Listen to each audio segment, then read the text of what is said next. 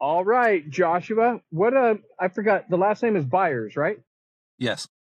All right. Cool. You had some questions for me? What you got? Fire. Yeah, I guess one of the questions I have is one that I'm finding a lot of other people have, and I'm also seeing those questions come up more and more surrounding the topic of how to work through failure. Now, I don't think a lot of people will outright say that specifically, but when you talk to individuals over time, you start to realize there's some sort of a barrier that they are bringing forth. And you go, okay, there's something that happened to you before that is now preventing you from moving forward. And whatever that is, until it's dealt with, you're kind of stuck. And I'm looking at other people who are successful. That term is general, but like, Yeah, yeah, and yeah. No. there doesn't Yeah. seem to be a barrier with them. And what I'm finding is not that that they haven't failed, because everyone has, but that they seem to have a way to work through failure. And so I have been thinking about that and was wondering what your thoughts were. Okay. So with respect to failure, I mean, I've got a graveyard of stuff that didn't work um, in my backyard. It's just um, I think some people aim for a path that is guaranteed win, and so they don't try anything dangerous. They don't try anything risky. Um, and then there's a few others that say, man, you know what? Like I gotta go where I'm supposed to go, and for me to conform, like I'm not very good at conforming. Um, and most entrepreneurs that I know, they will tell you that they're absolutely unemployable. Um, and so they feel compelled to go strike out uh, and sometimes that's the reason why they fail is because they try to reinvent stuff that they shouldn't be reinventing. Um, but with respect to failure, one of the things that uh, Robert Kiyosaki, the guy that wrote Rich Yeah. Dad Poor Dad, Yeah. he made a comment one time that uh, what is it, like 9 out of 10 businesses fail in the first 5 years, and of those that survive, 9 out of 10 of those fail in the second 5 years, right? Whoa. And but his point was, so you better get failing because you're going to have to push through some failures before you find what works and what wins. So don't you can't take it personal that it means that you're a loser because you failed. Um, and one of the things that has been useful for me, I'd say it was probably 2 years ago, that I got to thinking about um, Moses being called to go up the mountain and meet God. And there wasn't a trail. He didn't have a path to Oh, follow. interesting. And so he just had to, like, okay, the top of the mountain is over there. And he just had to work his way through whatever obstacles got in the way. And he probably slipped, he probably experienced gravel shifting underneath his feet. I'd say he probably slipped and fell down. Um, Yeah. and that I that mean, he was old. he probably found a couple of spots that he's like, oh, shoot, I can't get around this at all. And I backtrack and up around a different way. And it's just part of the call to the top is dealing with that. And you got to frame it properly. You got to frame it as um, information, feedback, learning. You can't take it personal. And I think that's one of the things that when we're growing up, it's the people that take it personal, like it's actually an accusation or something against them, um, that oh, you didn't get this right, you're a loser, Mm. um, and they take failure as something that sticks to them, they have a rough go of it. So, what I'm hearing you say is that there are two sticking points to getting through failure. One is your risk tolerance, and two, it's taking it personal. If you were to look at those two categories, what would you say to someone who thinks it's too risky to move into an avenue like what you're describing, that you'll encounter a lot of failure? And then number two, how do you not take it personal? Okay, so I think that I would divide it into personal and professional. So with respect to personal risk, um, like I had a conversation with a woman a couple of years ago that made a comment to me. She said something to the effect of that, um, my husband, I love him. He's a good man. I feel that he is mailing it in, and um, he's kind of living below where he should be living, and he's not challenging himself. And I just, but I'm scared to tell him that I think that there's a greater man inside of him, um, that I don't want to like feel confrontational, like. And she was in this weird spot, and my response was love risks, and if you don't say the thing that needs to be said, you'll never know what's going to happen, and you don't know how he's going to respond. And um, and I just encouraged her that, hey, this thing that you feel like he could be greater, um, you're actually you're actually expressing faith and confidence in him. Um, and I actually knew her husband, and not that well, but I was fairly certain that he would embrace it. And she sent me a text message about 45 minutes later saying that her and her husband talked, and it was awesome, and that she actually got a text message back from him, thanking her for expressing, that, and for Cool. because yeah, he felt that she was right. He had been kind of mailing it in, and he hadn't been uh, really exerting himself in pursuit of God and like his spiritual life um, and that sort of thing. With respect to being a professional, I tell you what, I am 100% convinced that the safe path, the quote unquote safe path, is the riskiest thing in the world. Um, Especially as technology develops. That's good. Um, if you're a clerk, or you're doing something that is, the rule of money is this. Uh, the rule of money is this. There's three parts to it. One is what you do has got to be in demand. The second part is you got to be good at it. Okay. If what you want to do nobody wants, it's not in demand, no money for you, right? Two, you got to be good at it. If people want it and you suck at the delivery, you're not getting paid. And the third part is that you have to be difficult to replace. So if people want it, you're good at it, and so is everybody else, you're not getting paid. And as technology is developing, there's more and more people that they're easily replaced by technology. So they need, so like it's really, really, really important that your eyes wide open, and that you're paying attention, and you're looking around and saying, can I be replaced easily?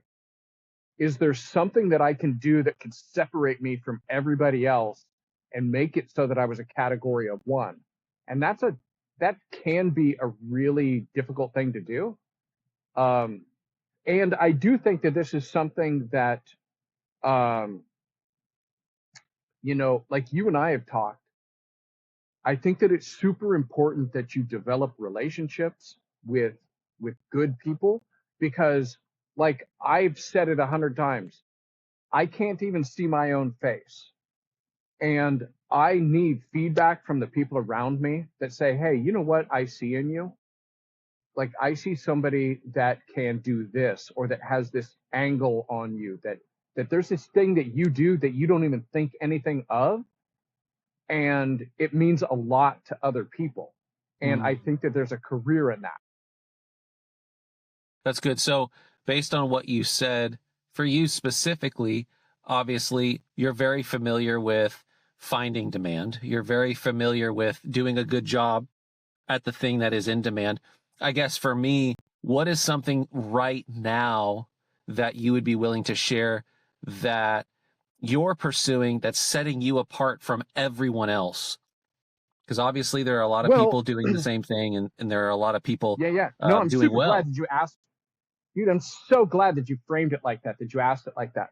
Um, because one is my industry, the screen printing industry, um, is currently taking a beating. So it's more important than ever to distinguish yourself in some way. Um, and to be honest, I'm actually working toward phasing out of this industry. I think that it's going to just continue to become more and more competitive. Um, and the things that I used to be fascinated by that were difficult to replace, I'm no longer really engaged and interested in them, which is making me easier to replace. And so for that reason, I've been looking around trying to figure out where I'm going to go. Um, One of the things that I'm particularly good at is communicating, drawing people out, asking good questions, and so I'm pursuing actually doing stuff like this with complete strangers. I'm working on a model where I'm actually going to be having conversations with people that there's 45 minutes on the clock. We hit go, and I start finding out what is interesting about their lives. I've given a little bit of a sketch of their life, but that will be like entertainment, right? I'm also working on an educational podcast and a couple other things to help people, So So would you say that the thing that is setting you apart from others um, is more toward the social side of podcasting? Would you say that it's more toward the side of like self promotion or marketing others? Would you say it's more toward the side of consulting? Maybe it's a category of all combining all three to some degree. Like, how would you begin to label what you're describing? one of the things that I was reading, or I had heard somebody say about a year ago, maybe, yeah, about a year ago, because people were getting very, very anxious about AI just coming in and taking everything, because Sure. Yeah. um, it was coming in at an angle that people weren't expecting. People weren't expecting it to come after creatives, musicians and artists, and like that wasn't where anybody was expecting it to go. Everybody was expecting it to go after the white collar, to go after the lawyer, and go after the people that do repetitive stuff over and over and over again. Um, and and so I was listening to these people, and one of the things that was said was that right now, at least, maybe eventually it won't be the case, but right now, um, people want community. And so one of the things that I'm planning to do is have a community of development, um, for the created podcast, which is clarity, rhythm, encouragement, alignment, thriving, efficiency, and daring. If you can land all of these pieces, then you can grow and do absolutely amazing things. Um, And so I'm going to be making it a podcast, but I'm also going to be making it a live training with a bunch of Q&A, because there's going to be a lot of people that need that. Like, you can get a lot of training on YouTube for free. Community is a completely different thing, where a YouTube video, I can record it once, upload it, and that is all of the time that went into it. Just this one 45 minutes, the editing, and it's done. And hopefully it makes me money forever, right? While community is something that requires that I show up every week, and my time has, I've got to get it compensated. And yeah, so anyway, yeah, there's a bunch of things that I feel that can benefit people, and constantly iterate and upgrade and respond directly to where they're at. So if you and I were both to get into an elevator in a 20-story building, and you see me push level 10, which means you probably have about 15 seconds, the doors close, how would you tell me about what you're doing? I'd probably say that I help people get unstuck in their lives, and I help people get on a path for growth and development that's community based and online, so we can meet from anywhere in the world. I guess the next question is what are your strategies at this point, looking at that model that's formulating in your mind, for actually profit creation? Like, how does this make money? So the process on this is going to involve um, really like a paid community, where um, where we have live video Q&A stuff. We'll do like a 20-minute training plus 40 minutes of Q&A and that sort of thing. And to get it, you have to pay like a monthly membership, which there would probably be tiers to it, Got it. Will from this will group this coaching to, go ahead. oh yeah, I guess my question is this just going to be an umbrella, or are there going to be particular sectors of which the community branches off in? So like an example, as you were describing it, I was imagining, okay, there's the general community you have access to, but then there are also sectors, because ultimately people are interested in very different things that would apply to different people and get you connected with different people. So obviously, without crossing into something like Facebook, um, you're ultimately wanting to give people access to high quality, specific, and relevant information. Is that what I'm hearing you say? Yeah. So I think that the path is going to be a combination of long form stuff on YouTube, and then also probably, to a lesser degree, as much as I stay away from platforms like Instagram and TikTok personally, I expect that there's a lot of people that hang out there that that's just that's just what they do, where they go, um, and that that that if I can expose them to some information that's helpful, then they may be interested in watching like some of the long form stuff. Yeah. Got it. So um, let's come up with an example. Um, let's say I'm a budding entrepreneur. I don't know where to step, how to step, what to do next. Why would me coming to you and saying, Adam, I would love to start a party. What would get me to go, I'm going to be a part of that subscription service? Like, what would I immediately go, man, that is worth it? Oh, um, so with that, I think it would be, I'd have to, what I would wind up doing is probably having to demonstrate the value of it, right? So, so having some people that have entered the group that have given me reviews and that I can highlight as success stories, um, because all of the things in the created framework are things that are of benefit and value to people like me, which are the entrepreneurial type that are out trying to do um, difficult things, right? That are trying to live a life that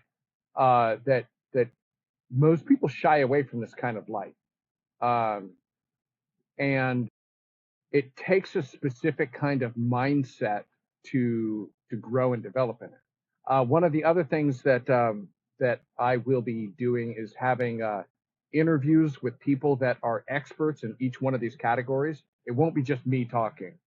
Um, and one of the other things that I love about, gosh, one of the things that I absolutely love about um, the internet and the way that we've got high speed data is that I can actually get somebody who lives across the country to do a presentation in my community, and then I do like a Q&A with them.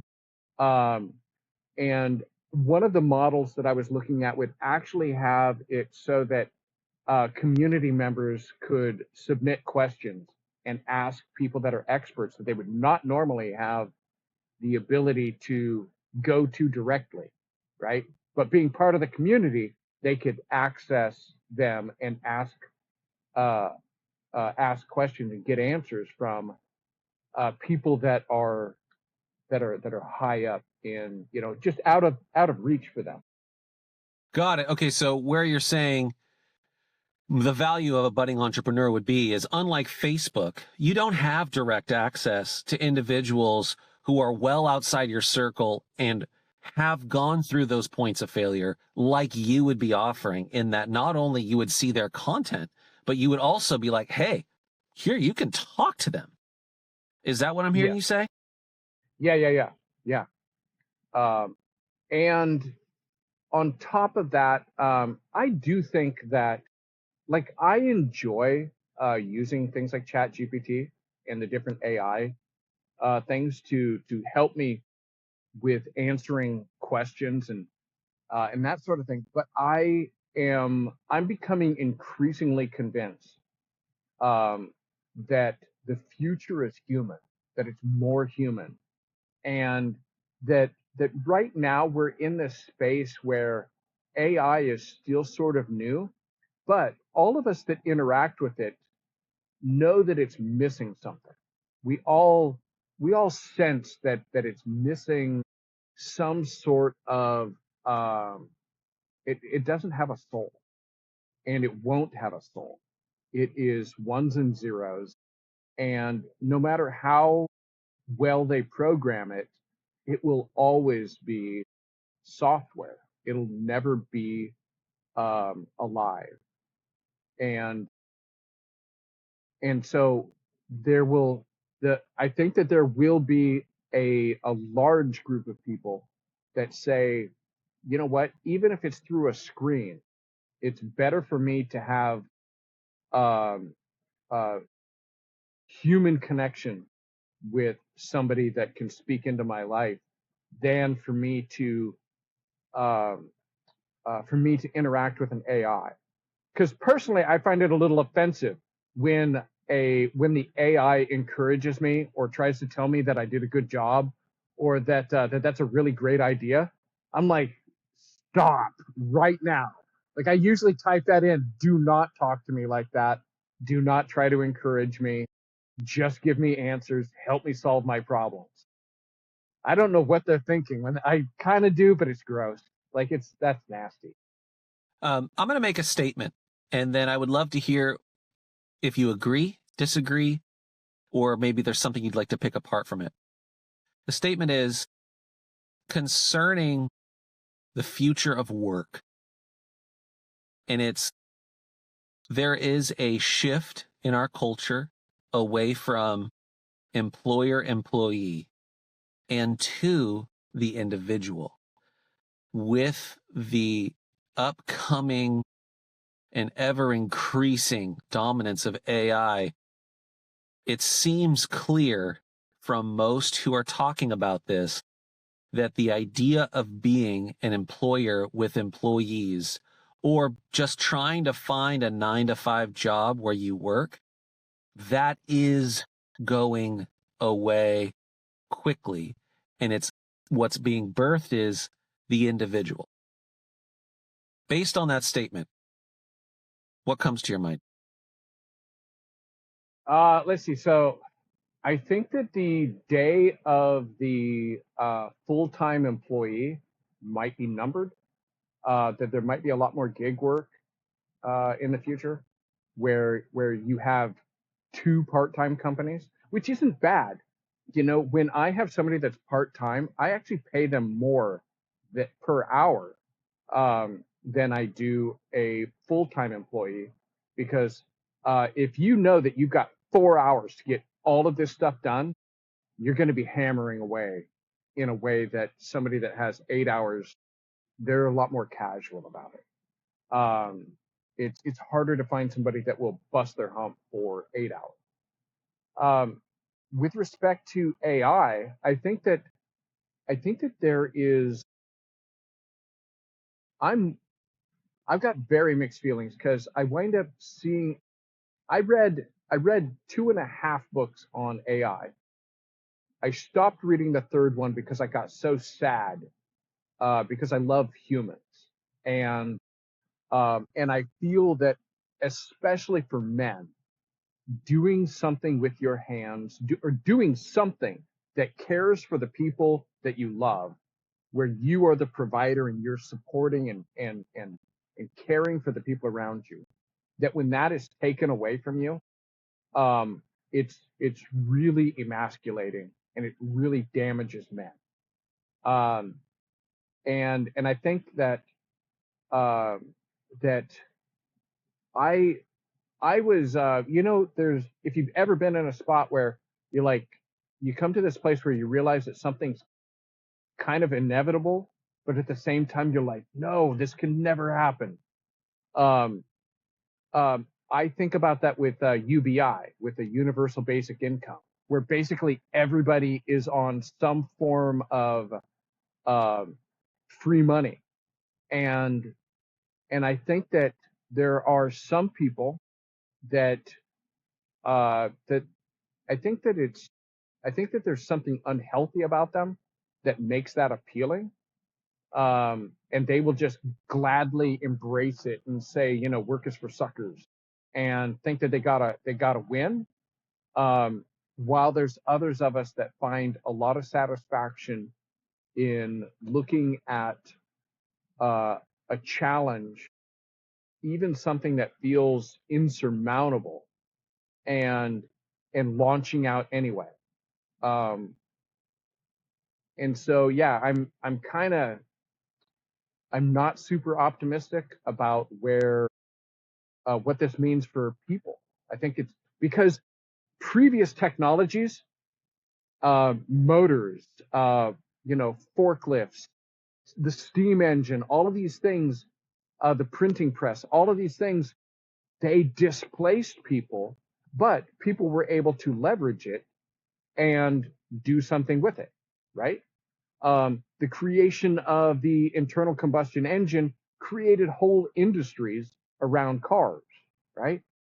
Now, the thing with this is that all of those things came at the because of the ability of humans to think. AI is replacing thinking, which is the fundamental thing that makes us different and that makes us so that we can leverage things. Well, now where's our leverage?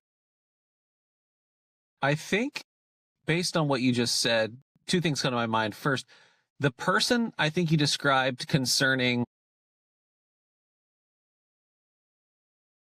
universal basic income, why that's attractive, comes back to the very beginning. They failed a lot and they're tired of doing it.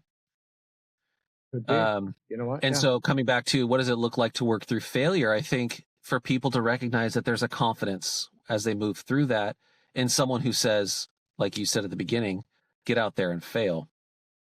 And then the other thing that you were saying that I thought was interesting was, what is our advantage?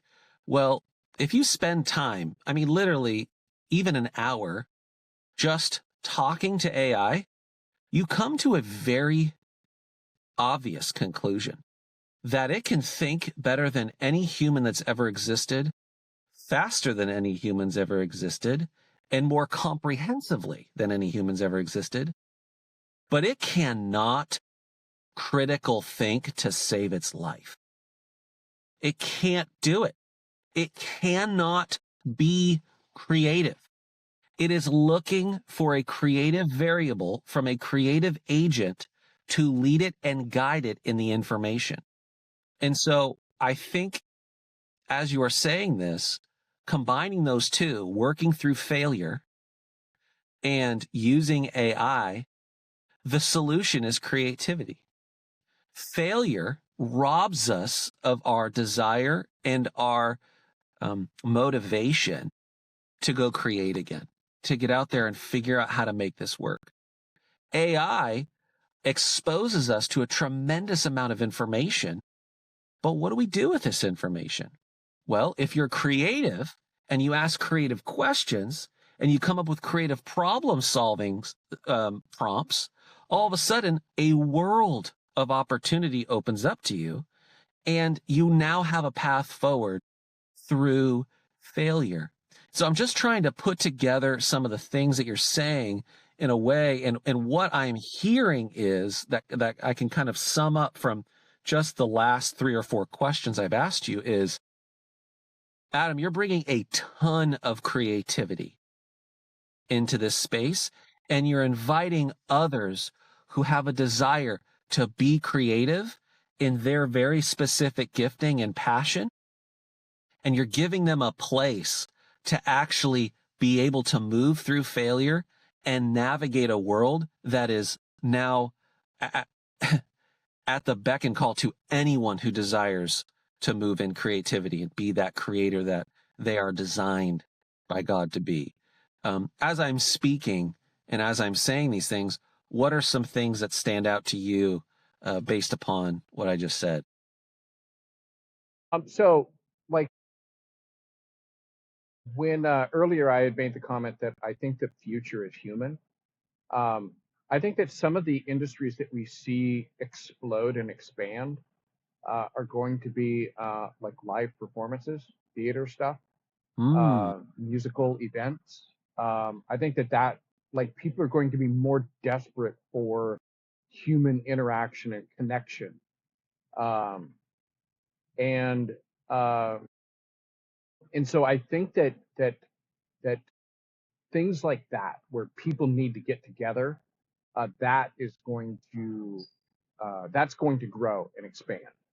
I think that one of the things with respect to AI that is uh, it's a great collaborative partner that you can lead. But are you familiar with so there was a video that's super easy to find of Will Smith eating spaghetti. Um, oh, so and funny. and and it So is the funny. craziest like Hilarious. fever dream. It's so hilarious. Hilarious. And that is, I want to say that that's like 3 years old, something like that. It's not like I think it's it's not actually even ancient. less. Yeah, but it's Um, it's but I saw this side by side video. Um, and I think I saw this side by side video where they showed Will Smith eating spaghetti, and then they showed this other video of Will Smith like talking to a young man at a table, and he's eating spaghetti and he's gesturing and he's talking, and this camera is smoothly working its way around, and there's light refractions, and it looks like legitimate, like high end video stuff. This came out just I saw it recently within the last week, and I was like, that right there, that is what we're looking at. Is that, like, okay, so two things. One is um, like right now, long haul truck drivers are going to be in a lot of trouble here real quick. Um, because the return on investment on an automated truck that can drive from Pennsylvania to Texas, that doesn't have to stop and take a nap or use the bathroom or get sick, that can look in 19 different directions with a camera and never pause, um, with respect to paying attention, right? It's like it's got a brain that's completely focused on this one corner of the truck, and it's more than enough to do that for a week, at full attention. And it's got 19 of them around the truck. The ability for somebody to compete with that, is like it's just going to come through and really really damage the market. Some jobs people have been thinking are safe would be like, and even though they kind of know that they're difficult to replace, would be stuff like robots or like manufacturing stuff, like putting the nuts um, on the studs when you put the tire on and you're manufacturing a car, right? And I was watching this video the other day, and you know how in movies where they've got like they're using CGI and they got little dots on their face so that when they move their muscles around, they can make it look like a monkey or a lizard or whatever, right? And they've got all these markers all over themselves. They were showing this guy, and he's like putting nuts on the different studs, but he's wearing one of these suits, and he's training the robot that's standing right next to him. And then the robot comes in and just replaces him. And that and the thing is it's not just going to replace the one guy, it's going to replace everybody that does this all at one time. And the thing is that with the vehicles and that sort of thing, one of the things that this guy was pointing out, and he was a guy that used to work at Google and was really heavily involved in their AI development, is he was saying the thing is that with respect to like cars like Waymos and that sort of thing, when they're out and about and they come across a situation that they've never come across before, and then they're taught what the proper response is, it's not just the one that learns, it's the whole hive mind. All of the cars learn it before they've ever been in the situation. And Wow. these are the sorts of things that make it so that the future of work is super murky and very very difficult to figure out.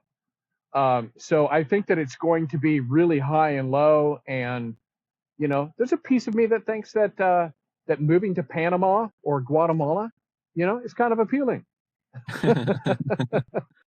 That's good. Well, I really appreciated you answering some of my questions, and I know that I'll have more, and when I do, I'm gonna reach back out and set up a time I to talk appreciate it. about It's them. cool. Like, I'm not used to being on the receiving end of questions. So, Yeah, like, I yeah, yeah, I enjoyed it. it's I'm glad that you suggested this. um yeah, it's good. Um All right, Matt. Well, hey, I'm going to shut the recording off, but don't walk off. okay.